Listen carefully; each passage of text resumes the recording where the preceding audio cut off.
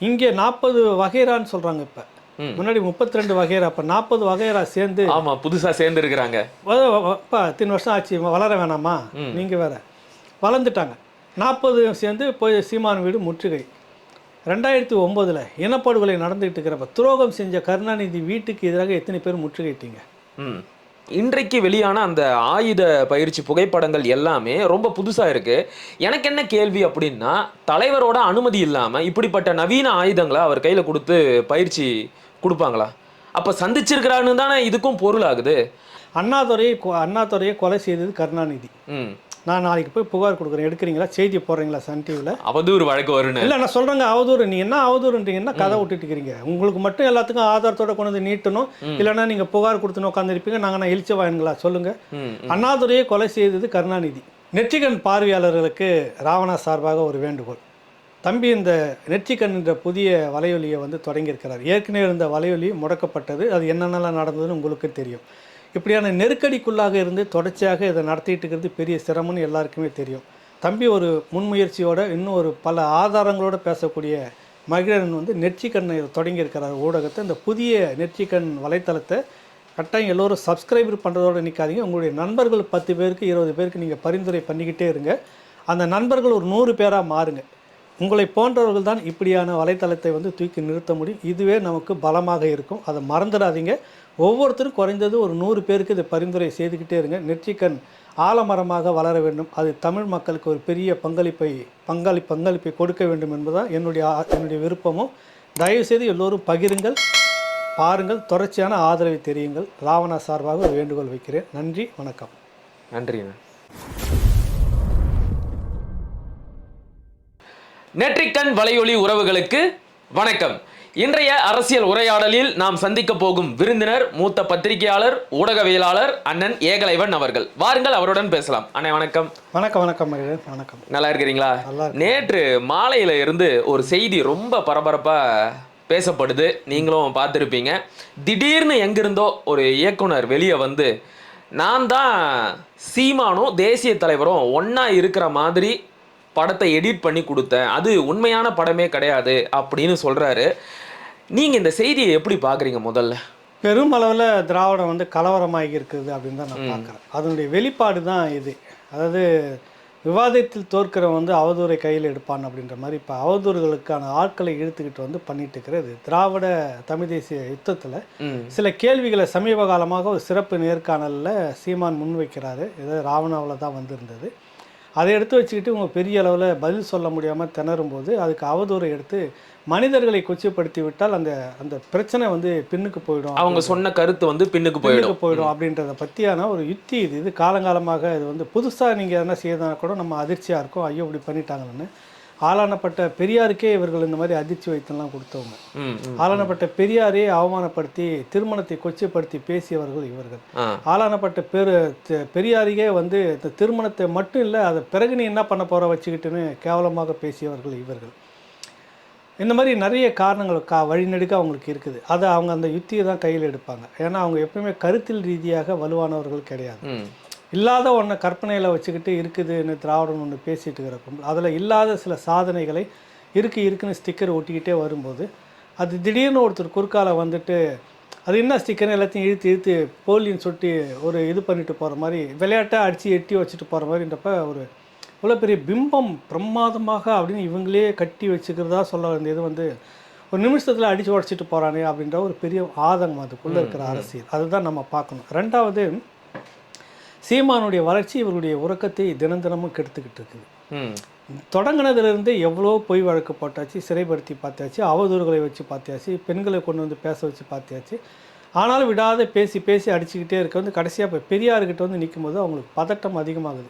இருக்கிற கூடாரம் காலி ஆகிடுமோ, கூடாரத்தை எடுத்துகிட்டு ஓட வேண்டிய சூழ்நிலை வரும். இவ்வளோ நாளாக நம்ம கட்டி வச்சிருக்கிற அந்த பிம்பம் உடஞ்சிடுது, கிட்டத்தட்ட உடஞ்சிடுது. அது இன்னும் கொஞ்சம் தூக்கி எத்தி போட்டலாமான்னு முயற்சிக்கிறார் அவர். அதான் விஷயம். அது உடனே பெரும் பதட்டமாக வருது. ஏதோ இல்லாத ஒரு கூடாரம் அது இருக்கிறதா வந்து வச்சுக்கிட்டு இல்லாத ஒரு இதுக்கு போலியாக ஒரு பட்டா போட்டு வச்சுக்கிட்டு உட்காந்துங்கிற மாதிரி தான் இவங்க அரசியலே இங்கே இருக்குது.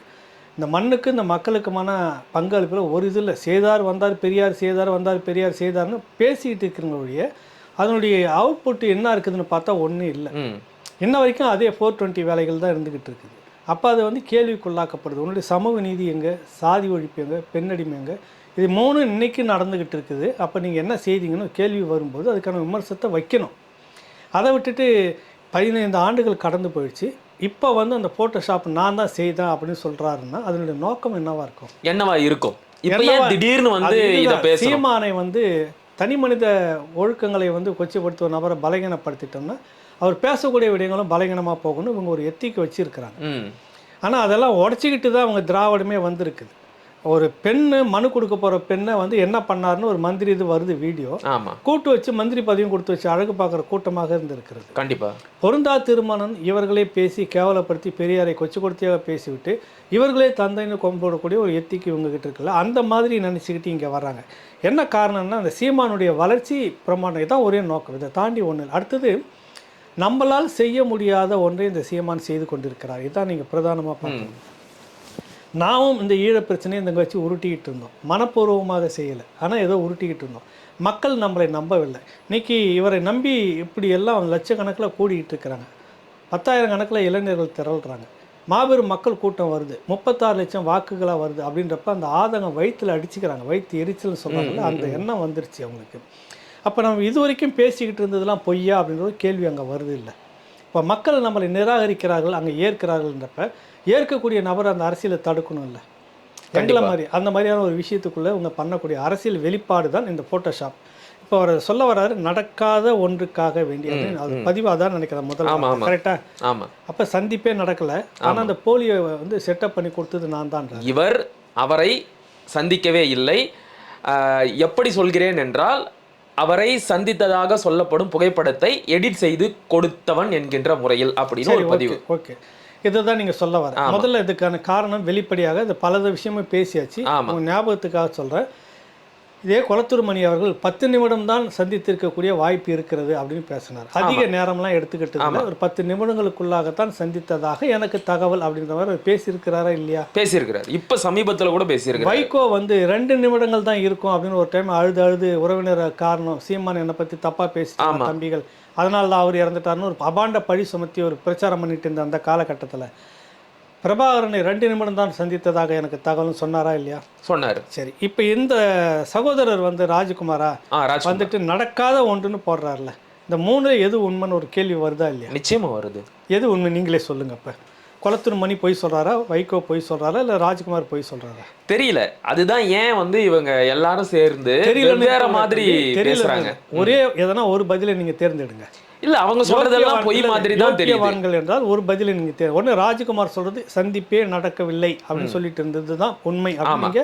இன்னைக்கு ஊடகத்தின் மூலமாக கட்டமைக்க பாக்குறீங்க. சீமான் தேசிய தலைவர்கள் சந்திக்கவே இல்லை, இதான கரெக்டு?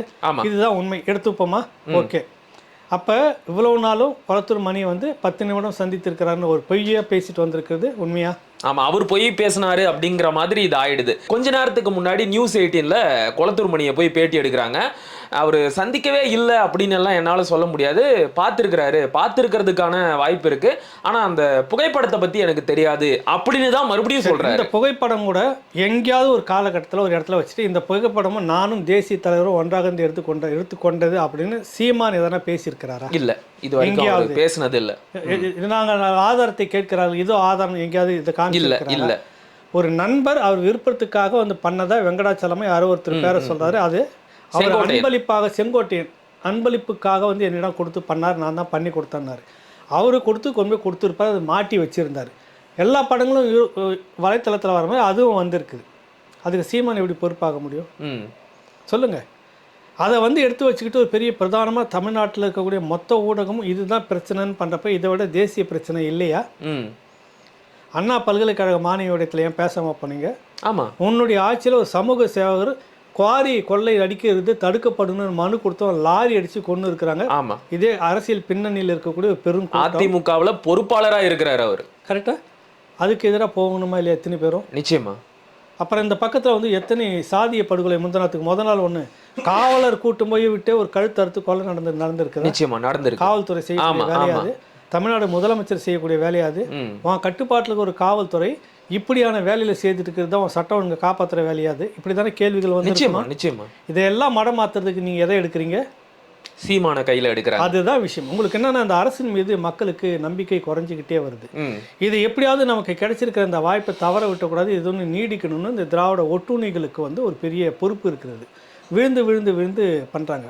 இந்த பக்கம் சிவவீரபாண்டியன் ஒன்று சொல்கிறார்கள், சீமானுக்கு சொத்து சேர்ந்திருக்கிறது, ஏன் ரெய்டு எல்லாம் வரலன்னு. உங்கள் வீடுகள் தரப்பில் எத்தனை ரெய்டு வந்திருக்கு இத்தனை ஆட்சியில், ஏன் வரல உங்களுக்கு? இது வரைக்கும் உங்களுக்கு ஏன் வரல? நேற்று இருந்த மாதிரி நீங்கள் இருந்திருக்கீங்களா அன்னைக்கு? அப்போ உங்ககிட்ட இந்த சொத்துகள் வந்திருக்குதா இல்லையா அப்படின்னு அதுக்காவது வரணும். இல்லை ரெய்டு ஏன் வரல? நிச்சயமாக வரணும். எத்தனை திமுக விஐபிகள் வீட்டில் ரெய்டு நடந்துகிட்டு இருக்குது சொல்லுங்க. நடந்த ரெய்டுக்கே இது வரைக்கும் விடை தெரியல, பதிலே வரல. அப்ப நீங்க கள்ள உறவுல இருந்துட்டு இருக்கீங்களா? பின்பக்க வாசல் உறவுல பேரம் நடத்திட்டு இருக்கீங்களா இல்லையா? இந்த ஐயம் நமக்கு ரொம்ப நாளாவே இருக்குது. இந்த ஐயம் இருக்கிறதுனுடைய வெளிப்பாடு தான் உங்களுக்கு மட்டும் பிரச்சனையே இல்லாமல் மந்திரி பதவி ஏற்கிறதுல கவர்னர் வந்து பதவி ஏற்று வச்சுட்டு போறாரு. நிச்சயமா உச்சநீதிமன்றம் கேஜ்ரிவாலுக்கு ஒரு நியாயம், உங்களுக்கு ஒரு நியாயமான ஒரு கேள்வி.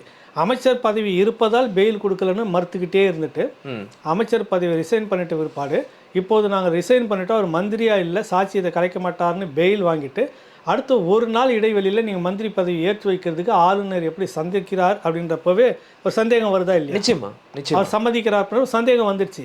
ஆக நீங்கள் உறவில் இருந்துக்கிட்டு உறவாடிக்கிட்டு உங்கள் பக்கத்தில் நீங்கள் சேஃப்டியெல்லாம் காப்பாற்றிட்டு நீங்கள் ஒரு அரசியல் பண்ணிக்கிட்டு மக்களை ஏமாற்றுவதற்காக சீமான் வந்து பாஜகவோட உறவுன்னு ஒரு கட்டமைப்பை நீங்கள் ஏற்படுத்துறீங்க. உங்கள்கிட்ட ஊடக பலம் இருக்குது, அதில் குறை சொல்லவே முடியாது. இந்த விஷயம் எல்லாத்தையும் நீங்கள் ஒத்து கவனிக்கிற போது பார்த்தீங்கன்னா ஒரு மையப்புள்ளி எங்கே வருதுனாக்கா, மாற்று அரசியல் வந்துடவே கூடாது. திராவிடத்துக்கு மாற்றாக ஒரு தமிழ் தேசம்னு ஒரு அரசு எழுந்துடவே கூடாது. இயக்கமாக நீங்கள் இருங்க, எவ்வளோ வேணாலும் பேசுங்க, எவ்வளோ வேணாலும் கட்டுங்க, இல்லைன்னா இப்படி தான் நடக்கும் அப்படின்னு சொல்கிற ஒரு இதை வந்து இப்போ ஒரு ஓட்டு அரசியலாக வந்து பெருமளவில் ஓட்டு எடுத்துக்கிட்டு வந்திருக்கும் போது 1% தான் இருக்குது, குறைஞ்சி போச்சு எங்களுக்கு கிடைச்சிருக்க தகவல். ஏன்னா உளவுத்துறைன்றது மதிப்புக்குரிய ஐயா சிவவீரன் பாக்கெட்டில் இருக்குது. டெய்லியும் அவர்கிட்ட தான் ரிப்போர்ட் கொடுத்துக்கிட்டு இருக்கிறாங்க. முதலமைச்சர்கிட்ட ரிப்போர்ட் கொடுக்கறதில்ல. அவர் ஆக்டிங் முதலமைச்சர் யாருன்னா இன்றைக்கி சிவவீரபாண்டியன் அப்படின்னு அவருக்கு ஒரு நினப்பு அவருக்குள்ளாவே இருக்குதுன்னு நான் நினைக்கிறேன். அதனால் அவர்கிட்ட தான் 1% தான் சீமானுக்கு வந்திருக்குன்னு. 1% வந்துவிட்ட 8 1 குறைந்து மக்கள் நம்பி எழுந்து விட்ட அந்த சீமானுக்கு எதிராக ஏன் உங்களுக்கு இவ்வளோ புலம்பல் இருக்குது? ஏன் கூட கத்துறீங்க? சரியான ஒரு புள்ளிக்கு வந்துட்டீங்க. இப்ப ஐயா சுபவீரபாண்டியன் சொல்ற மாதிரி 8 விழுக்காடு வாக்கு விழுக்காட்டுல இருந்து 1 விழுக்காட்டுக்கும் கீழே வந்துட்டாங்க அப்படின்னு உளவுத்துறை ரிப்போர்ட் வந்ததா ஐயா சொல்றாரு. ஆனா நேற்றைக்கு இந்த செய்தி வெளியானதுல இருந்து எல்லா ஊடகங்களும் சொல்லி வச்ச மாதிரி வரிசையா ஒவ்வொரு ஊடகங்களா அந்த இயக்குனர் ராஜ்குமாரை பேட்டி எடுத்து ஒளிபரப்புறாங்க. இன்னைக்கு வந்து பார்த்தீங்கன்னா ஒரு முக்கியமான செய்தித்தாள் ஊடகம் வந்து அதுக்கு முக்கியத்துவம் கொடுத்து 3 காலத்துக்கு செய்தி வெளியிடுறாங்க. இப்போ கூட தொடர்ந்து அது தொடர்பான செய்திகள் வந்துகிட்டே இருக்கு. நிறைய பேர் போய் பேட்டி எடுத்துக்கிட்டே இருக்கிறாங்க. நீங்க சொல்ற மாதிரி 1 விழுக்காட்டுக்கும் கீழே வாக்கு விழுக்காடு குறைஞ்சு போன ஒருத்தரை பத்தி நீங்க இவ்வளோ கவலைப்படுறீங்க, இவ்வளோ பேசுறீங்க? நான் என்னன்றேன், இப்போ உங்களுக்கு இந்த விஷயத்துக்கு என்ன இருக்கு? தேசிய தலைவர் கூட சீமான் இருக்கிறார்கள் என்ற பிரச்சனைக்கு உங்களுக்கு என்ன அருகதை இருக்கு, யோகியதை? நான் சொல்றேன், எனக்கு ஒரு சந்தேகம் இருக்கு. சந்தேகம் இல்ல, அதுதான் உறுதியும் கூட. 2 வாரத்துக்கு முன்னாடி அண்ணன் சீமான் அவர்கள் ஈவேராவோட பிம்பத்து மேல ஒரு கல் எறிஞ்சாரு. அது சுக்குநூறா உடைய ஆரம்பிச்சிருச்சு. அன்னைக்கு தொடங்கினது இந்த 2 வாரமா தொடர்ச்சியா பல பதிவுகள், பல சான்றுகள் அப்படின்னு வெளியிட்டு அவரை கேள்வி கேட்டுக்கிட்டே இருக்கிறாங்க. இது எதுக்குமே அவங்களால சரியான பதில கொடுக்கவே முடியல. குறிப்பா வந்து பாத்தீங்கன்னா இஸ்லாமியர்களை மிக கடுமையா துலுக்கர்கள், நீங்கள்லாம் தமிழர்களா, நீங்கள்லாம் ஆப்கானிஸ்தானுக்கும் பாகிஸ்தானுக்கும் போனோம் அப்படின்னு எல்லாம் பேசியிருக்கிறாருன்னு நாம சான்றை வெளியிடுறோம். இது எதுக்குமே அவங்க பதில் சொல்லல.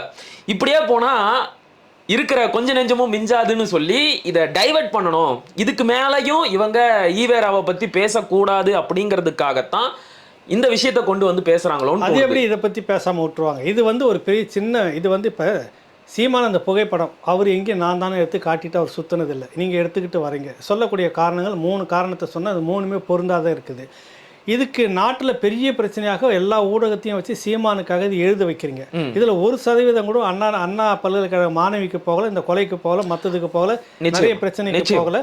பொங்கல் பிரச்சனைக்காக கொடுத்த வாக்குறுதியை பற்றி பட்ட நாமம் போட்டீங்க. அதுக்கு எதிராக அந்த ஊடகங்கள்லாம் மக்கள் எதிர்கொலிக்கல. சரியா சொன்னீங்க. அதுதான் எனக்கு ரொம்ப ஆச்சரியமா இருக்கு. பொங்கல் பரிசா காசு கொடுக்கவே இல்லை, ஆனா அதை பத்தி எந்த ஒரு விவாதமும் நடக்கல. மக்கள் கிட்ட தொடர்ச்சியா ஒரு வெறுப்பு வந்துருச்சு, அதிருப்தி வந்துருச்சு. தொடர்ச்சியாக கொலை நடந்துகிட்டு இருக்கு, தொடர்ச்சியாக மக்கள் ஏமாற்றப்பட்டுக்கிறாங்க. இதை மடைமாற்றுவதற்காக சீமான் இப்படியான விஷயங்களை எடுத்துட்டு வராங்க. பெரியாருக்கான பிம்பம் உடையுதுன்றது ஒன்று, பெரியாருக்கான பிம்பம் உடையுதுன்னு கூட நான் சொல்ல மாட்டேன். பெரியார் ஓரளவுக்கு பேசிக்கிட்டு வந்திருக்கிறார், அதோட சரி. ஆனால் அதை நடைமுறைப்படுத்துறதுல அதிகாரத்தில் இருக்கிற நீங்கள் எவ்வளோ விட்டு கொடுத்துட்டு எவ்வளோ சமரசத்தோடு நீங்கள் வந்து பாஜக கூட சேர்ந்துக்கிட்டு உறவாடி இருந்துட்டு இன்றைக்கி பெரியாரை பற்றி பேசக்கூடிய யோகியதை உங்களுக்கு என்னன்ற ஒரு கேள்வி திரும்ப வரும்போது உங்கள்கிட்ட பதில் இல்லை. பெரியாரை அதிக கொச்சைப்படுத்தியது திமுகவினர் பலமுறை நம்ம சொல்லிட்டோம்.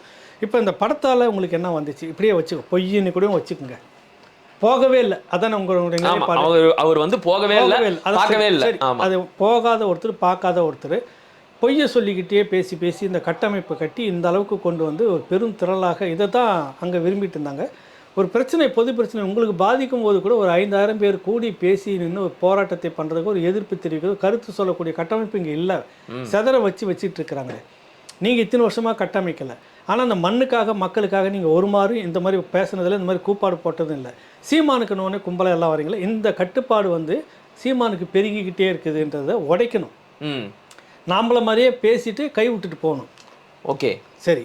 இங்கே 40 வகைரான்னு சொல்கிறாங்க. இப்போ முன்னாடி 32 வகைரா, அப்போ 40 வகைரா சேர்ந்து புதுசாக சேர்ந்து இருக்கிறாங்க. இப்போ இத்தனை வருஷம் ஆச்சு, வளர வேணாமா? நீங்கள் வேற வளர்ந்துட்டாங்க. 40 சேர்ந்து போய் சீமான் வீடு முற்றுகை. 2009 இனப்படுகொலை நடந்துகிட்டு இருக்கிறப்ப துரோகம் செஞ்ச கருணாநிதி வீட்டுக்கு எதிராக எத்தனை பேர் முற்றுகையிட்டீங்க? இதில் 4 பேர் கூட அங்கே போய் முற்றுகையிட்ட மாதிரி தெரியல. எல்லா தலைவர்களும் முத்துக்குமார் ஊர்வலத்தில் இத்தனை பேர் இருந்தீங்களா? எங்கே இருந்தீங்க நீங்கள்? இத்தனை பேர் எங்கே இருந்தீங்க? ஏன் போய் அது சார்பாக நின்று எடுத்துக்கிட்டு போகலை? சரி, இப்போ ஒரு வாயாலே யார் சுப வீரபாண்டியன் அவருடைய ஐயா வாயாலேயே வந்து ஒரு விஷயத்தை சொல்லிக்கிறாரு. ராகுல் காந்தி ஆட்சிக்கு வரும்போது சீமான் வீட்டில் ரெய்டு நடக்கும். கரெக்டா? ஆமாம், சொல்லி ராகுல் காந்தி உங்கள் பாக்கெட்டுக்குள்ளே இருக்கிறாரு.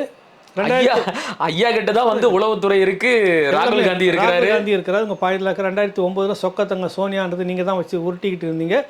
நீங்களும் காங்கிரஸும் சேர்ந்து இனப்படுகொலையில் பங்கெடுத்துக்கிட்டு இருந்தீங்க. ஒத்துக்கிட்டீங்களா? ஆமாம், ஒத்துக்கிறீங்களா? இப்போ வெளியில் வந்துச்சா கொண்ட? ஆமாம், அவரே ஒத்துக்கிட்ட மாதிரி தான் ஆகுது. அர்த்தம் எங்கள் ராகுல் காந்தி வரட்டும்ன்ற மாதிரியான அர்த்தத்தில் சொல்கிறாரு. எங்கள் ராகுல் காந்தி வந்துட்டோம், காங்கிரஸ் எங்கள் ஆட்சி வந்துட்டோம். 2009 நாங்கள் எப்படி கூட்டாக சேர்ந்து போராடுற மாதிரி சும்மா குரல் கொடுத்துட்டு எப்படி நாங்கள் கழுத்து அறுத்து நடாட்டில் விட்டு ஒரு இனத்தை அழிச்சோமோ அந்த மாதிரி தமிழ்நாட்டில் எஞ்சி இருக்கக்கூடிய தமிழர்களுடைய சொல்லியும் முடிச்சிடும்னு சொல்ல வராரா? அப்படிதான் இதுக்கு பொருள் ஆகுது. சரி, உங்கள் விஐபிக்கு எத்தனை பேர் வீட்டில் இது வரைக்கும் ரெய்டு போச்சு? ரெய்டு போனதுக்கு இது வரைக்கும் பதில் வராமல் அமுக்கி வச்சுக்கிறதுக்கு காரணம் என்ன? அதை பேசணும் இல்லையா சிவகரபாண்டியன்? ஏன் பேசலை? சீமான் வந்து 100 கோடி ரூபாய் சேர்த்து வச்சுக்கிறேன். நீங்கள் யாரிடம் பிச்சை எடுக்கிறீர்களோ உங்களுக்கு யார் பிச்சை போடுகிறார்கள்? அதாவது 10 பிச்சைக்காரர் இருக்கிற இடத்துல ஒரு பிச்சைக்காரனுக்கு மட்டும் அதிகமாக தட்டில் விழுந்து அவருக்கு மட்டும் நியாயத்துக்கான பிச்சை எடுக்கிறான், எடுத்து ஏதோ 4 பேருக்கு நல்லது செய்கிறான், ஏதோ ஒரு காரணம் இருக்கும். அதனால் அவனுக்கு விரும்பி நிறைய பேர் போடுவாங்க. இந்த பிச்சை வாங்குறதுல இன்னொரு பிச்சை நமக்கு அந்த மாதிரி வரமாட்டேங்குது கூட்டம் அப்படின்ற ஒரு பெரிய பிச்சைக்குள்ளே இருக்கிறத நீ வாங்கி பிச்சை எடுத்து திண்ணையில் உட்காந்து தின்றதால தான் பார்க்குற சீமானை பார்த்து உங்களுக்கு பிச்சைக்காரன்னு தோணுது. தான் திருடி பிறரை நம்பான் வருதா இல்லையா? நிச்சயமா. நீங்கள் திண்ணையில் உட்காந்துட்டு நீங்கள் உங்களுக்கு யார் பிச்சை போகிறான்னு உங்களுக்கு தெரியுது. நீங்கள் எங்கே உங்களுக்கு சோறு தட்டில் விழுதுன்னு உங்களுக்கு தெரியுது. நம்மள மாதிரி தானே சீமானம் இருக்கணும் அப்படின்ற எண்ணம் உங்களுக்கு வந்துருச்சா இல்லையா? வந்துருச்சா இல்லை? அப்போ உண்மையை ஒத்துக்கிறீங்க, நீங்கள் பிச்சைக்காரர் தான். கரெக்டாக? உங்களை விட கொஞ்சம் அந்த பிச்சைக்காரன் வந்து 4 இடத்துல காசு பெறாஞ்சி சொத்து சேர்த்துங்கிறான்னு பொறாமல் வருது. அதான அர்த்தம்? அதான அர்த்தம்? அப்படிதான் இதுக்கெல்லாம் பொருள் ஆகுது. சரி, உங்ககிட்ட தானே அதிகாரம் இருக்குது. அந்த பிச்சைக்காரனுக்கு சொத்து இவ்வளோ வந்திருக்குன்னு நீங்கள் எடுத்து வெளியில் எடுங்களேன், பேசுங்களேன், ஒரு முறை பேசுங்களேன். பெரியாரை பற்றி பேசி சந்திச்சு நாராக கிழியுது. இப்போ அடுத்தது ஃபோட்டோ விஷயம் பேசணும்னு இதுவும் எக்ஸ்போஸ் ஆகிட்டே இருக்குது. நீங்கள் எந்த அளவுக்கு டம்ப் பண்ணீங்களோ அது எல்லாம் இப்போ உடைஞ்சிச்சு, கிட்டத்தட்ட எக்ஸ்போஸ் ஆயிருச்சு. இன்றைக்கு காலையில் ஒரு புது புகைப்படத்தை வெளியிட்டு இருக்கிறாங்க. இது வரைக்கும் யாருமே அதை பார்த்ததில்லை. ஒரு நவீன ஆயுதங்களை வச்சு பயிற்சி எடுக்கிறாரு. ஒரு புகைப்படம் மட்டும்தான் இப்போ வந்து 4 வந்துருச்சு. ஏற்கனவே நாங்கள் பார்த்த படம் தான். ஓ, நீங்க பார்த்துருக்கிறீங்க? ஆமாம், பார்த்த படம் ஒன்றும் பிரச்சனை இல்லை. இது சில விஷயங்கள் தவிர்க்கப்படணும்னு வச்சுட்டு அவர் அமைதியாக புரியுது போயிட்டு இருக்கிறார். அவ்வளோதான் விஷயம். இதில் இல்லை பிரச்சனை. சந்திச்சா இல்லைன்னு இவன் சொல்கிறதுல என்ன இருக்குது? இன்றைக்கி நூற்றுக்கணக்கான போராளிகள் அங்கே விட்னஸ் இருக்காங்க. அவங்கள சில பேர் உயிரோடு இருக்கிறாங்க. அது அவங்க விஷயம். இவன் இயலாதவன் சொல்லிட்டு இருக்கிறேன், எனக்கு பதில் சொல்லிட்டுக்குன்னு அவசியம் இல்லை. நான் மக்களை நோக்கி போயிட்டு இருக்கிறாங்க. ஏன்னு அவர் போயிட்டு இருக்கிறாரு. படங்கள் வந்திருக்குது. அதை தாண்டி படப்பிடிப்பு தளத்தில் இருந்தவும் வந்திருக்கு.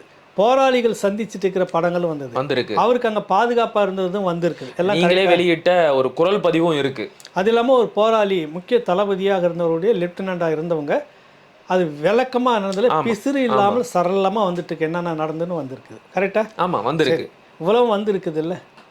அப்புறம் சந்திக்காத ஒரு போராட்டத்துக்கு நான் தான் ஃபோட்டோஷாப் பண்ணன்றது இன்றைக்கி தூக்கிட்டு வரீங்களே ஃபோர்ஜரிங்களை. யார் இதில் 420?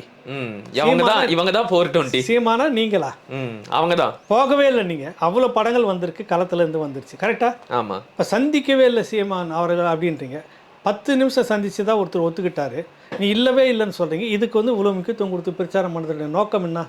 நீங்களே இப்போ அம்பலப்பட்டி நிற்கிறீங்களா இல்லையா? நிச்சயமா நிற்கிறீங்களா இல்லையா? இப்போ உங்ககிட்ட வந்து ஒரு உண்மைத்தன்மை இல்லை. முழுக்க முழுக்க காழ்ப்புணர்ச்சியில் நீங்கள் எடுத்து செய்தது என்ன ஆகுது? உங்களுக்கே திரும்ப ரிப்பீட் ஆகுது. பூமாரங்க. எனக்கு இந்த இடத்துல ஒரு கேள்விங்கய்யா. இப்போ தலைவரை சந்திக்கவே இல்லை அப்படின்னு சொல்கிறாங்க இல்லையா? இன்னைக்கு வெளியான, நீங்கள் ஏற்கனவே பார்த்துட்டீங்க, ஆனால் நாங்கள் இன்னைக்கு தான் பார்த்தோம். இன்றைக்கு வெளியான அந்த ஆயுத பயிற்சி புகைப்படங்கள் எல்லாமே ரொம்ப புதுசாக இருக்குது. எனக்கு என்ன கேள்வி அப்படின்னா, தலைவரோட அனுமதி இல்லாமல் இப்படிப்பட்ட நவீன ஆயுதங்களை அவர் கையில் கொடுத்து பயிற்சி கொடுப்பாங்களா? அப்போ சந்திச்சிருக்கிறான்னு தானே இதுக்கும் பொருள் ஆகுது. அப்போ அப்பட்டமா இப்படி ஒரு பொய்யை சொல்லிக்கிட்டு இருக்காங்களே, எப்படின்னு புரியல. நோக்கம் என்ன? இப்போ கூட நான் சொல்கிறேன், அது ஆயுதமே இல்லை, அதை முழுக்க முழுக்க டம்மி சினிமா துப்பாக்கி, விளையாட்டுகள். சீரியஸாகவே சொல்கிறேன் நான். அதை பார்த்தாலே தெரியுது உண்மை என்ன அப்படிங்கிறது. ஆமாம், இவங்க நோக்கம் இது எல்லாம் சீமான் வாயால் பேச வச்சு இதை வச்சு இந்த கட்சியை தடை பண்ண முடியுமான்னு இந்த கருஞ்சட்டைகள் திட்டம் போட்டுட்டு இருக்கு. அதுக்காக தான் இதெல்லாம் பேசி வெளியில இதையும் கூட சில பேர் சொல்றாங்க, நீங்க அவசரப்பட்டு இந்த புகைப்படத்தை எல்லாம் வெளியிடாதீங்க, இது உங்களுக்கு வச்ச ட்ராப்பா கூட இருக்கலாம், இதை வச்சு கட்சியை தடை பண்ணுவாங்க இதெல்லாம் சொல்லிட்டு இருக்கிறேன். நீங்க இதெல்லாம் செய்வீங்க, இப்படிப்பட்ட ஆளுங்கன்றது தெரியும். நீங்க ஒரு இனத்தையே அழிக்கிறதுக்கு துணை போன ஆள். இப்போ ஒத்துக்கிட்டீங்க, எங்க ராகுல் காந்தி ஆட்சி வந்துச்சுன்னா நாங்கள் நீட்டிடுவோம் சீமானன்னு சொல்றீங்கல்ல. அப்போ உங்களுக்கு எந்த அளவுக்கு 2009 நீங்களும் காங்கிரஸும் ஒன்றாக இருந்து ஒரு இனத்துரோகத்தை செய்தீங்கன்றதை நான் சொல்லலை. ஐக்கியஸ்டுடியோன்னு போட்ட புத்தகம் போட்டார்ல, வைகோ சொல்லிட்டாரு, பழைய நெடுமாறன் சொல்லிட்டாரு, மானக்கேட வைகோவும் கேட்டுட்டாரு, குளத்துருமணியும் மறைமுகமாகவும் நேர்முகமாகவும் சொல்லிட்டாரு. இத்தனை பேரும் சொன்ன நீங்கள் அத்தனை பேரும் நீங்கள் அந்த 2 பேரும் ஒன்றா கூட்டணிக்குள்ளே இருக்கிறத ஆதரித்து நிற்கிறீங்கன்னா நீங்கள் எல்லாம் யார்? அப்போ 2009 வரைக்கும் அந்த இயக்கம் உயிரோடு இருக்கிற வரைக்கும் நாங்கள் தான் சொல்லிட்டு அந்த இயக்கத்துக்கு எல்லா துரோக வேலையும் செஞ்சுட்டு விலகி வந்த ஆட்கள் தானே நீங்கள். நிச்சயமா 2009க்கு பிறகு கை விட்டுட்டு அப்படியே போயிட்டீங்க. தமிழ்நாடு அரசியல் தான் எங்களுக்கு முக்கியம், அந்த அரசியல் முக்கியம்னு சொன்ன ஆளுங்க தானே நிற்கும். ஆமாம், இருங்க. சீமான் பொய் சொன்னா என்ன? அவனுக்கு சட்டையை மாற்றிட்டு பக்கத்தில் நின்று ஃபோர்ஜரி பண்ணா என்ன? உங்களுக்கு என்ன வந்துச்சு அப்படின்னு உங்களுக்கும் அவருக்கு என்ன தொடர்பு இருக்குது? சம்மந்தமே இல்லையா? நீங்கள் ஒரு ட்ராக் போயிட்டீங்களே. ஆனா அவங்க வந்து இது தொடர்பா ஒரு காரணம் சொல்றாங்க. என்ன காரணம் அப்படின்னா, நாங்க ஏன் இவ்வளவு பொங்குறோம் அப்படின்னா நடவடிக்கை தேவை. இந்த செய்தி வெளியானது வந்து சன் நியூஸ் தொலைக்காட்சியில எடிட் செய்யப்பட்ட போலியான போட்டோவை வைத்து ஏமாற்றி பல கோடி ரூபாய் திரள் நிதி பெற்று பிழைப்பு நடத்தி வரும் நாத்தாக்கா தலைமை ஒருங்கிணைப்பாளர் சீமான் மீது குற்றவியல் நடவடிக்கை எடுக்க வேண்டும். மதுரை மாநகர காவல் ஆணையர் அலுவலகத்தில் வழக்கறிஞர் மனு. இதுதான் அவங்களுக்கு பிரச்சனையா இருக்கு போல. இல்லைன்னா அந்த அறிவு கெட்டவர்களுக்கே தெரியும். அந்த அறிவு பெருகி போயிருக்காங்க, அவங்களுக்கே தெரியும் எடுபடுமா. ஆனால் செய்திக்காக ஒரு கார்டு போட்டு எவ்வளோ அதுதான் சொல்றேன். நான் என்னன்றேன், அண்ணாதுரையை கொலை செய்தது கருணாநிதி. நான் நாளைக்கு போய் புகார் கொடுக்குறேன், எடுக்கிறீங்களா? செய்தி போடுறீங்களா சன் டிவியில்? அவதூறு வழக்கு வரும். இல்லை, நான் சொல்கிறேங்க அவதூறு. நீ என்ன அவதூறுன்றீங்கன்னா கதை விட்டுட்டு இருக்கிறீங்க. உங்களுக்கு மட்டும் எல்லாத்துக்கும் ஆதாரத்தோட கொண்டு வந்து நீட்டணும், இல்லைன்னா நீங்கள் புகார் கொடுத்துன்னு உட்காந்துருப்பீங்க. நாங்கள் எழுச்சி வாங்கிங்களா சொல்லுங்கள். அண்ணாதுரையை கொலை செய்தது கருணாநிதி. நெல்லை புகாரின்னு சொல்லிட்டு காங்கிரஸில் ஒரு பெரிய பேச்சாளர், அந்த பக்கத்தில் மீசை நல்லா கட்டியாக வச்சுட்டு கேள்விப்பட்டிருக்கிறேன். அவர் வந்து ஒரு கூட்டத்தில் அண்ணாதுரையை கொலை பண்ணதே கருணாநிதி தான், நான் சவால் விடுகிறேன் அப்படின்னு சொல்லிட்டு பெரிய அளவில் பேசி பரபரப்பாகிடுச்சு. அன்றைக்கி வந்து நாளேடுகள்லாம் போட்டிருக்குது. அவர் மேலே உடனே கருணாநிதி டெஃபர்மேஷன் வழக்கு போடுறாரு. போட்ட உடனே அவருக்காக வேண்டி வந்து வக்கீல், அவரும் காங்கிரஸ் கட்சியை சேர்ந்த ஒரு சட்டமன்ற உறுப்பினர், மார்ட்டின் பேர் நல்லா ஞாபகம் இருக்குது, படிச்சுதான். அந்த மார்ட்டின் தான் வந்துட்டு நெல்லை புகாரி வழக்கு, இவர் காங்கிரஸ் கட்சியினுடைய பேச்சாளர். எப்போ நான் அந்த மாதிரி பேசிட்டேன், ஆனால் உண்மை இதுதான், நான் இது விஷயமாக வழக்கு போட்டிருக்காங்க, எனக்காக நீ வந்து காசு இல்லாமல் வழக்காடணுன்னு காங்கிரஸ் கட்சியினுடைய சட்டமன்ற உறுப்பினராக இருக்க மார்ட்டின் என்றவர் அதுக்காக வந்து வாதாடுறாரு. என்ன தெரியுமா வச்சாங்க உங்களுக்கு? டாக்டர் மில்லரை வந்து இதில் ஒரு விட்னஸாக கூண்டில் ஏற்றணும். அவர் என்ன சொல்லியிருந்தார் மில்லர்னாக்கா, கேன்சர் அண்ணாதுரை அவருக்கு வந்து லைட் வெளிச்சம் அதிகமாக இருக்கக்கூடாது, 40 வாட்ஸ் பல்புக்குள்ளே தான் இருக்கணும், சோடியம் லைட் வெளிச்சம் சொல்லப்பட்ட அந்த மனிதரை கொண்டு வந்து தேர்தல் அறிப்புக்காக வேண்டி, இவர் ஜெயிக்கணுன்றதுக்காக வேண்டி ரொம்ப 1000 லைட்டு வெளிச்சத்தில் வச்சு வீடியோ ஃபோட்டோ எல்லாம் பண்ணதால் வேண்டி தான் அண்ணாதுரை இறந்தார்னு அவருடைய குற்றச்சாட்டு. இப்போ மில்லரை கூட்டின்னு வரணும், கூண்டில் ஏற்றணுன்னு இவர் ஆடி போயிட்டார். எந்த ஆள் வந்து அண்ணாதுரை கொலை செய்த கருணாநிதினு சொல்லி பிரச்சாரம் பண்ணாரோ அதே புகாரி திரும்ப ராசியானது எப்படி? என்ன காரணம்? அவருக்கு என்ன ஸ்வீட் பாக்ஸ் கொடுத்து சமரசம் பண்ணீங்களா? நான் வைக்கிறேன் இப்போ குற்றச்சாட்டை, மறு விசாரணை பண்ணணும்னு சொல்கிறேன். சொல்லு. அன்றைக்கு அவர் வச்ச குற்றச்சாட்டை நீங்க மறுபடியும் முன் வச்சு பேப்பர்ல வந்திருக்கு. ஆமா ஆமா இது வந்து நிறைய பேர் கேள்விப்பட்ட ஒரு செய்தி தான். அண்ணாதுரையை கொலை செய்தது அண்ணா கருணாநிதியா? இந்த விஷயம் வந்துட்டு மில்லரை வந்து கூப்பிட்டு கோர்ட்டில் விசாரிக்கணும்னு சொன்னோன்னே மனுஷன் ஆடி போயிட்டு அதோட விட்டுட்டார் இந்த விஷயத்த காம்ப்ரமைஸு. அப்புறம் பார்த்தா அவர் இதை பற்றி பேசவே இல்லை. வாழ்நாள் முழுக்க கருணாநிதி நண்பராக இருந்தார். புரியுதுல்ல உங்களுக்கு? புரியுது. ஸ்வீட் பாக்ஸு வேலை செஞ்சுருக்குது. இதெல்லாம் நடந்துச்சு. நடந்ததா இல்லையா? பேசுங்க, இதை பற்றி பேசுங்க. பேப்பரில் வந்திருக்கிற செய்திகள் நான் காட்டுறேன். இல்லைன்னு சொல்லி மறுங்க, நீங்கள் வழக்கு போடுங்க. இப்போ நான் புகார் கொடுக்குறேன். இப்படி ஒன்று வந்தது, இந்த விஷயம் அமிங்க போச்சு, விசாரணை நடத்தணும்னு நான் கொடுக்குறேன். என்ன பண்ணுவீங்க நீங்கள்? மறு விசாரணை செய்வாங்கன்னு ஃபோட்டோஷாப் பண்ண படத்தை வச்சுக்கிட்டு சீமான் எங்கேயாவது போயிட்டு நாங்கள் போயிட்டு வந்தோம், எனக்கு நீங்கள் இந்த காசு கொடுங்கன்னு சொல்லிட்டு வசூல் பண்ணியானா வச்சிருக்கிறாரா? இல்லை. சொல்லுங்கள். கருணாநிதி மேலே இந்த மாதிரி 1000 குற்றச்சாட்டுக்கு புகார் கொடுக்கலாம். இன்றைக்கி தெரியுமா உங்களுக்கு? எவ்வளவோ இருக்குது. சொல்லு, எவ்வளோ பண்ணலாம்? நீங்கள் எவ்வளோ பண்ணியிருக்கிறீங்க? நீங்கள் நாஞ்சில் மனோகரன் இவரை கருணாநிதியை திட்டுறாரு. கருவின் குற்றம், பொறப்பே குற்றம்டா அப்படின்னு சொல்கிறார். 2 பேருக்கு சண்டை வந்தது, பிரிஞ்சிடுறாங்க. சத்தியவாணி முத்து அம்மையார் வீட்டு திண்ணையில் ஒட்டு திண்ணையில் குடியிருந்தவன், நீ உனக்கு எப்படி 10 லட்சம் மதிப்பு வீடு வந்தது அண்ணா நகரில்? அன்றைக்கி அண்ணா நகரில் 10 லட்சம் வீடு பெரிய வீடு. அவருக்கே அதிர்ச்சி. நாஞ்சில் நம்ம குடியிருக்கிற வீடு 10 லட்சமா?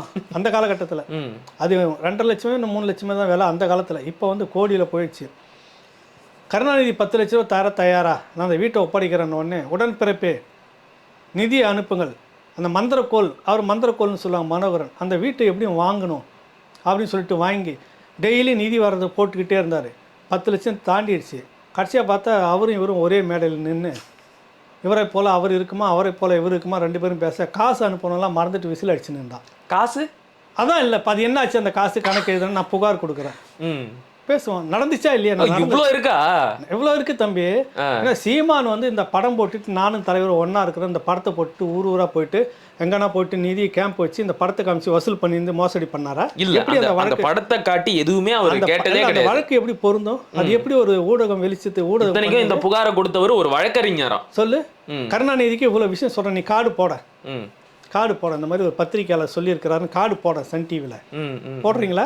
ஏன் வந்து ஒரு குறிப்பிட்ட அரசியல் கட்சி தலைவருக்கு எதிராக எல்லா ஊடகங்களும் இவ்வளோ வன்மமாக செயல்படணும்? வன்மம் இல்லை, எல்லா அரசியல் கட்சிகளும் இல்லாமல் இங்கே திராவிடம் தான். எப்படி பார்த்தாலும் திராவிடம், அதில் முதன்மையாக திமுக தான் இருந்துகிட்டு இருக்கணும் அப்படின்னு ஒரு பெரிய விஷயம். இப்போ அதிமுக வந்து பலகீனம் பண்ணி இருக்குது.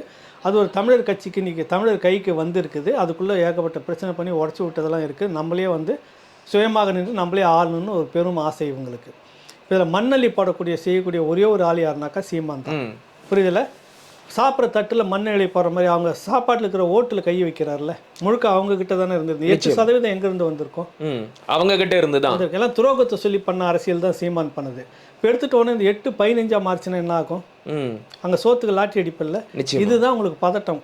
கோடியாக சம்பாதிக்க முடியாது வருங்காலத்தில் அப்படின்னு சொல்லிட்டு சொல்லுவாங்கல்ல. அந்த மாதிரி நான் எல்லாருக்கும் கேட்குற கேள்வி, நேற்று இப்படி இருந்தீங்க, அடுத்து ஒரு 2-5 வருஷம், அடுத்து ஒரு 10 வருஷம் அப்படின்னு பார்த்தா உங்களுடைய சொத்துக்கள் மட்டும் கோடிகளில் ஏறிக்கிட்டு இருக்கு. எப்படி உழைச்சி சம்பாரிச்சிங்க? அந்த உழைப்பை தொகுதியில் இருக்கக்கூடிய 1 லட்சம் இளைஞர்கள் சொல்லிக் கொடு. உங்களை மாதிரியே ஒரு 100 துரைமுருகன்கள் கோடீஸ்வரனாக இருக்கட்டும் அந்த காட்பாடி தொகுதியில். நிச்சயமாக உங்களை மாதிரியே ஒரு 100 ஏவா வேலு கோட்டீஸ்வரனாக இருக்கட்டும் திருவண்ணாமலை தொகுதியில். உங்களை மாதிரியே ஒரு 100 இளைஞர்கள் கோட்டீஸ்வரனாக இருக்கட்டும் விழுப்புரம் தொகுதியில் பொன்முடி சொல்லுங்கள். எப்படி உங்களுக்கு எனக்கு எப்படியாக இந்த சொத்து வந்தது, இத்தனை கோடிகள் சொல்லிக் கொடுங்களேன். எல்லாம் தொழில் செஞ்சேன். கனிமொழி அம்மையார் அவர்களுக்கு எத்தனை கோடி எனக்கு எப்படி வந்ததுன்னு பெண்களை கூட்டி ஆதரவற்ற, அது விதவை பெண்கள், அதுவும் டாஸ்மாக் குடிச்சு இறந்த விதவை பெண்களுக்கு நீங்கள் நல்லா அழுவீங்க. கரெக்டாக அழுவீங்க.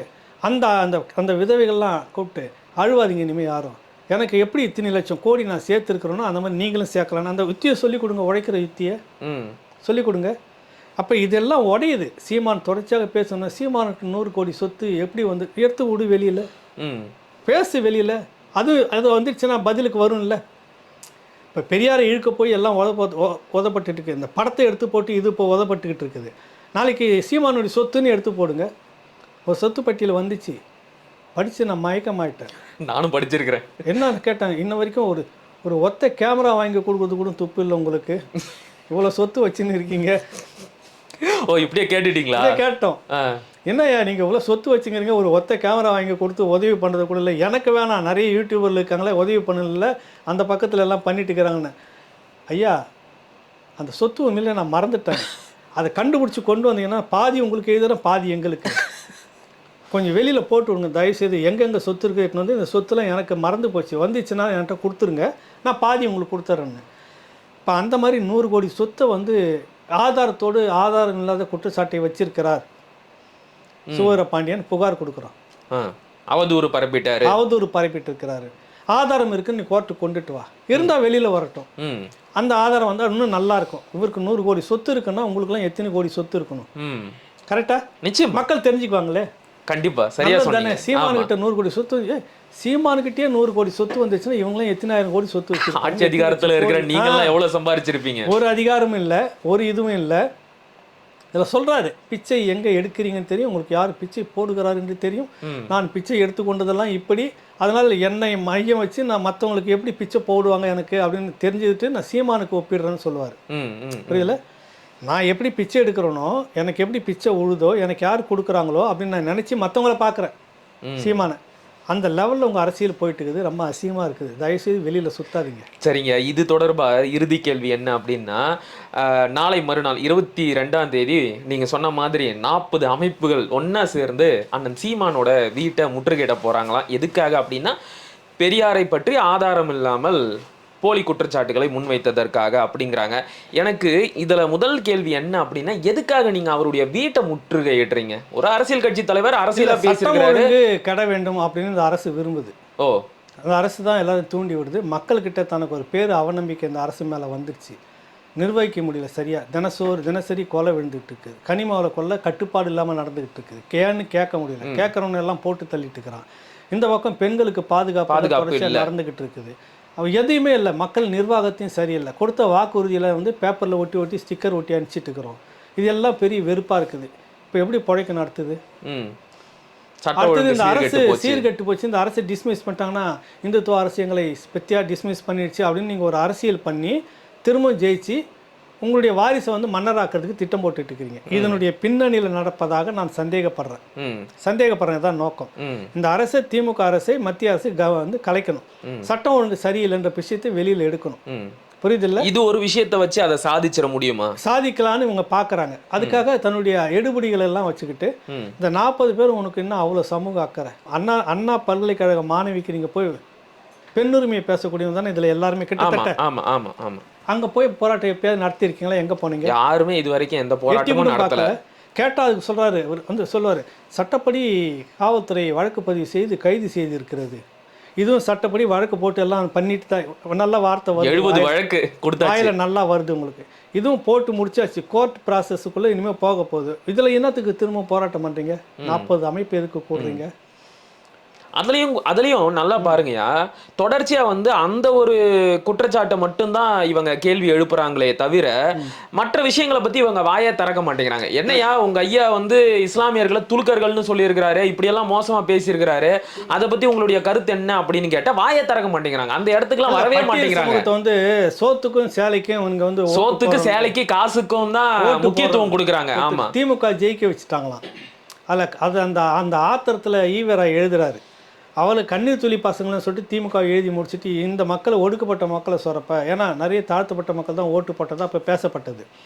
அந்த கடுப்பில் இந்த மக்களை மட்டும் சோத்துக்கும் சேலைக்கும் பணத்துக்கும் நம்மிலும் கீழ்த்தர மக்கள் எவ்வளோ கேவலமாக பேசி பட்டியல், இவர் வந்து பட்டியல் சமூகத்துக்கு இவர் தான் வந்து கொடி ஏற்றி வச்சானு கொஞ்சம் 420 பேசிட்டு சுற்றுறாங்கல்ல, கோவம் வருமா வராது? நிச்சயமாக வருமா வராதா? அதை தான் நானும் கேட்குறேன். இதுக்கெல்லாம் ஏன் பேச மாட்டேங்கிறாங்க? ஒடுக்கப்பட்ட சமூகம் எடுத்துக்கிட்டு போகணும், கையில் கழட்டி எடுத்துகிட்டு போகணும். இப்படி பேசுகிறவனுங்களை இவர் தான் கொண்டு வந்து நிறுத்துறாருல. அவர் ஒரு கட்டத்தில் பேசினார், ஒதுங்கிட்டு அவர் தூக்கி வச்சிரு, நீ வராத, பெரியாரை வச்சுட்டு நீ இந்த மாதிரி சொல்லிக்கிட்டு இவர் சொன்னார்னு வராத. அந்த மாதிரி 10 மடங்கு இன்றைக்கி நீங்கள் பண்ணிக்கிட்டு இருக்கீங்கன்னு இங்கே என்றைக்கு அவங்க கழட்டிட்டு நிற்கிறாங்களோ அன்றைக்கி தான் வரணும். இதுதான் பேசு பொருளாக இருக்கணும், இதுதான் அரசியலாக இருக்கணும். புரிதலை? சிறுபான்மையின மக்களை கொச்சப்படுத்தியிருக்கிற, ஒடுக்கப்பட்ட மக்களை கொச்சப்படுத்தியிருக்கிற, பெண்களை கொச்சப்படுத்தியிருக்கிற, ஜம்பர் ஜாக்கெட்லாம் போட்டாக்கா நூல் விலை ஏறி போச்சுன்ற என்ன நீ பெண்ணுரிமையை பற்றி பேசியிருக்கிற சொல்லு. பெண்ணுரிமையை பேசிட்டு நீ பண்ண கல்யாணம் வந்து சரியானதான் கல்யாணம்? கள்ள காதலுக்கெல்லாம் தீர்மானம் போட்டு இருக்கிறாருங்கய்யா. சொல்லு. கல்லு குடிக்கிறதும் அந்த மாதிரி வந்து உங்களுக்கு மது விலக்கு தடை போடுறதும் சொந்த பொண்டாட்டி கூட அந்த புணர்ச்சியை ஒப்பிட்டு பேசுறாரு. பகுத்தறிவு தம்பி அப்படி கொட்டி ஆறா ஓடுது பாரு.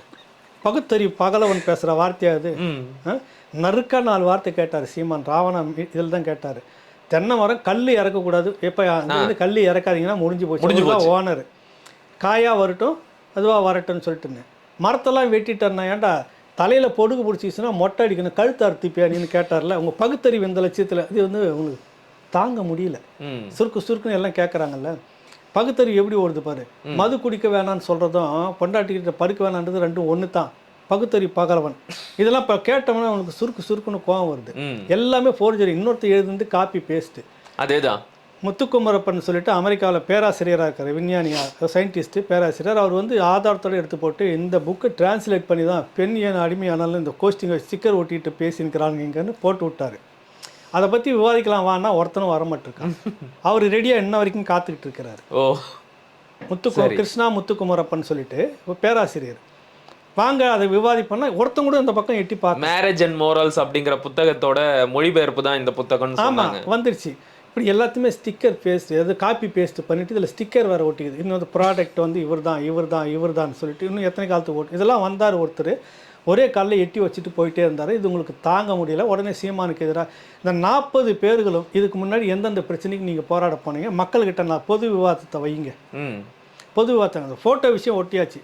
அது அப்படியே இல்லை ஃபோர்ஜரி தான் இருக்கட்டும். அவராக நான் அந்த போட்டுக்கிட்டுன்னு இங்கேயும் சொல்லலை. இதுதான் நான் போனதுக்கான ஆதாரம்னு அவர் சொல்லலை. நீங்களாக தான் அதை எடுத்து பேசிட்டு இருக்கிறீங்க. அது யாரோ ஒருத்தன் கொடுத்தா வச்சுட்டு இருக்கிறாங்க. அது இணையத்தில் இருக்குது எடுத்து போட்டு பயன்படுத்திட்டு இருக்கிறாங்க. சரியா இருக்கட்டும். அது உண்டி இல்லைன்னா அவங்க 2 பேரும் பேசணும். அந்த இயக்கத்தை சேர்ந்த தோழர்களும் பேசணும். நிறைய பேர் பேசி வீடியோவும் போட்டுட்டாங்க. உனக்கு இதில் என்ன வந்துச்சு? இதுக்கும் உங்களுக்கு தான் 10 மைல் தூரத்துக்கு போயிட்டீங்களே நீங்கள். ஈழ பிரச்சனை விட்டு நீங்கள் போயிட்டீங்க. உனக்கு என்ன அதில் கவலை வந்துச்சு? 2021 கொளத்தூர் மணி ஒரு ஈழ தமிழர்கிட்ட ஃபோனில் பேசும்போது சொல்கிறாரு, இன்னும் உங்களுக்காகவே நாங்கள் அரசியல் செய்ய முடியுமா? இன்னும் இவங்களுக்காகவே அரசியல் செய்து நீ என்ன கீழ்ச்சிங்க? இது வரைக்கும் என்ன பண்ணீங்க? 2009 தடுத்துட்டீங்களா? இன்னைக்கு வர இந்த வேகம் சீமானுக்கு எதிராக இவ்வளோ கிளந்து எல்லாம் கூட்டிகிட்டு வர இந்த கூட்டத்தை அன்றைக்கி கருணாநிதிக்கு எதிராக கூட்டின்னு போயிருக்கலாமே, காங்கிரஸுக்கு எதிராக கூட்டின்னு போயிருக்கலாமே டெல்லியில். ஏன் செய்யலை? நீங்கள் காசு இல்லையா உங்களுக்கு? ஏன் செய்யலை? உங்களுக்காகவே செய்துன்னா உங்களுக்காக என்ன செய்தீங்க சொல்லு? சிறையில் போட்டாங்க அரசியலுக்காக. ஜெயலலிதா சிறையில் போட்டாங்க. கருணாநிதி ஒரு பக்கம் போட்டார். 2009 எவ்வளோ பேரை உள்ளே தூக்கி வச்சிருந்தார் கருணாநிதி. எவ்வளோ துரோகம் பண்ணார். பேசணும் இல்லை? அது நீங்கள் வெளியில் போராடணும் இல்லை? வந்திருக்கணும் இல்லை? என்ன உங்களுக்காக செய்து தடுத்துட்டீங்களா? போகிற கடைசி வரைக்கும் வேடிக்கை பார்த்துன்னு இன்றைக்கி கூடுற அந்த கூட்டத்தை அன்றைக்கி கூட்டியிருக்கலாமே சொல்லு. நிச்சயமா கருணாநிதிக்கு எதிராக அப்படி என்ன கப்பை கட்டினீங்களா? இல்லை. கருணாநிதி இருக்க போய் தான் கப்பல் அங்கே போகிறது, சிலருக்கு உணவாக கிடைக்கிறது சொன்னவர் யார்? சுபவீர பாண்டியன். ஆமாம். 2009 அன்றைக்கி நாங்கள் காங்கிரஸ் நம்பணும்னு சொன்னது சுபவீர பாண்டியன். பேட்டி என்கிட்ட கொடுத்துருக்கிறாரு. முள்ளிவாய்க்கால் முடிவல்ல இனி என்ன செய்யலான்ற புத்தகத்தில் அதெல்லாம் சாட்சியாக பதிவு பண்ணிட்டேன். நல்ல வேலை. விடிய பேச்சுவார்த்தை பண்ணிவிட்டு 2 மணிக்கு களத்தில் ஈழ களத்துலேருந்து சூசையும் நடேசனும் பேசிக்கிட்டு இருந்தாங்க. நான் கனிமொழிக்கு தகவலை கடத்தினேன். கனிமொழி டெல்லிக்கு யாரோ ஒருவிடம் இவருக்கு தெரியாதான் பேசினார். அது யார் என்று எனக்கு தெரியாது. அங்கேருந்து தகவல் எனக்கு கனிமொழிக்கு வரும். கனிமொழிக்கிட்டேருந்து என்கிட்ட வந்தது. என்கிட்டேருந்து நான் களத்துக்கு சொன்னேன். இப்படியாக 2 மணி வரை இருந்தது. காலையில் நடந்ததையெல்லாம் தலைவர்கிட்ட சொல்கிறேன்னு சொல்லிட்டு நான் போனேன். அதுக்கு முன்னாடியே தலைவர் வந்துட்டு பார்த்துட்டு ஆமாம் அந்த தகவல் எனக்கெல்லாம் வந்து சேர்ந்துருச்சுன்னு சொன்னார். ரொம்ப கவலைப்பட்டேன் நான். இப்படிலாம் சொன்னீங்க. துரோகம் பண்ணது காங்கிரஸ்ன்னு தெரிஞ்சுது. அந்த காங்கிரஸ் கூட இன்ன வரைக்கும் கை கோத்துட்டு இருக்கிறீங்க. உங்களுக்கு ரோசம் இல்லை? அந்த இனத்துக்காக நீங்கள் பாடுபட்டனா ஒரு சுருக்குன்னு எங்கேயாவது குத்துணுமா இல்லையா உங்களுக்கு? நிச்சயமா. அந்த இனத்துக்காக நீங்கள் உழைச்சிக்கிட்டு இருந்தீங்கன்னாக்கா கொஞ்சம் ஆச்சு இவ்வளோத்தரும் நம்ம பண்ண துரோகி கூட இருந்து கழுத்து அறுத்துட்டானே சொல்லியிருக்கணுமா இல்லையா? நிச்சயமா. இவ்வளோ பண்ண அந்த காங்கிரஸ் இன்னைக்கு தூக்கி சுற்றுலா அந்த திமுக இவங்க கூட ஒட்டவே கூட அந்த எண்ணம் உங்களுக்கு வந்திருக்கணுமா? இந்த இடத்துல தாங்கய்யா எனக்கு ஒரு செய்தி ஞாபகத்துக்கு வருது. 2009 குமுதம் ரிப்போர்ட்டர்னு நினைக்கிறேன். போர் தீவிரமாக நடந்துக்கிட்டு இருக்கு. கருணாநிதி வந்து அனைத்து கட்சி கூட்டம் கூட்டுறாரு. ஐயா சுபவீர பாண்டியனுக்கும் அழைப்பு இருந்துச்சு. ஆனால் ஐயா மட்டும் என்ன பண்ணிட்டாருன்னா உள்ளே போயிட்டு உடனே திரும்பி வெளியே வந்துட்டார். பத்திரிகையாளர்கள் என்னன்னு கேட்டதுக்கு இல்லை நான் வந்து கலந்துக்க மாட்டேன்னு சொல்லிட்டு வந்துட்டேன். ஏங்கய்யா அப்படி சொன்னீங்கன்னு கேட்டதுக்கு காங்கிரஸ் கட்சி இந்த இடத்துல கலந்துக்குது, அவங்களுக்கு ஈழத்தமிழர்களோட போராட்டத்தில் எதிர்நிலைப்பாடு இருக்கு, அவங்க இருக்கிற இடத்துல நான் இருக்க மாட்டேன்னு சொல்லிட்டு வந்ததா இவர் பேட்டி கொடுத்துருக்காரு. இருக்கா தம்பி? அப்படிலாம் இருக்காதுன்றீங்களா? அவ்வளோ மானஸ்தெல்லாம் நீங்கள் நான் படிச்சிருக்கேன், கனவு கண்டு இருப்பேன். ஓ சரி சரி சரி. அப்படிலாம் அவர் அப்படிப்பட்ட ஆள்லாம் கிடையாது. அப்படியே இருந்தாலும் இப்ப யாருக்கு நீங்க ஆதரவு தெரிவிக்கிறீங்க? மானஸ்தர்னு சொல்றேன் நான். புரியுதுல்ல? சொன்னா அவருக்கு ஐயா தரப்புங்களுக்கு கோவம் வந்துடுது. உடனே அவங்க தரப்புல 4ஆம் தர ஆட்களை விட்டு பேச வைக்கிறாங்க. பேசிட்டோம். நான் என்னன்றேன், அன்றைக்கி போயிட்டு இதெல்லாம் நீங்கள் நல்ல விஷயம் சுட்டி காட்டினீங்க. காங்கிரஸ் இருக்கிறது என்பதற்காகவே பங்கேற்று கொள்ளாமல் கூட்டத்தை புறக்கணித்த யோக்கியவான் இன்னைக்கு காங்கிரஸ் கூட்டணி இருக்கிற திமுகவுக்கு முதுகு சுமந்துட்டு இருக்கிறே எதுக்கு இழுக்கிற தோள்பட்ட அத்தோட நிக்காம தோள்பட்ட கண்ணி போற அளவுக்கு இழுக்கிறீங்களே அந்த வண்டியை ஏன் இழுக்கிறீங்க? அத்தோட நிக்காம நீங்க முன்னாடி சொன்னீங்க இல்லையா எங்க ராகுல் காந்தி வரட்டும், உங்க ராகுல் காந்தி ஆயிட்டாரு இப்ப மட்டும் சொல்லு. எனக்கு அதான் புரியல, எப்படிப்பட்ட இவங்க பித்தலாட்டம் ஒன்று இவங்க வாயில தான் சொன்ன குடிமி வெளியில வந்துருச்சுன்னு சொன்ன எடுத்தோடனே முன்னாடி இவங்க அம்பலப்பட்டுக்கிட்டே இருக்காங்க மக்கள்கிட்ட பேசி பேசி. ஒரே ஒரு கூட்டத்தை காங்கிரஸ் வந்து போர் நிறுத்தம்னு சொன்னதுக்கு அதுலேயும் நிறைய விஷயம் தம்பி. ராஜினாமா கடிதம் எல்லாம் கொடுத்துருங்க, முதல்ல பொண்ணு வந்து கொடுத்துருச்சு கனிமொழி, பார்த்தீர்களா ஒரு அனுதாபத்தை தேடி.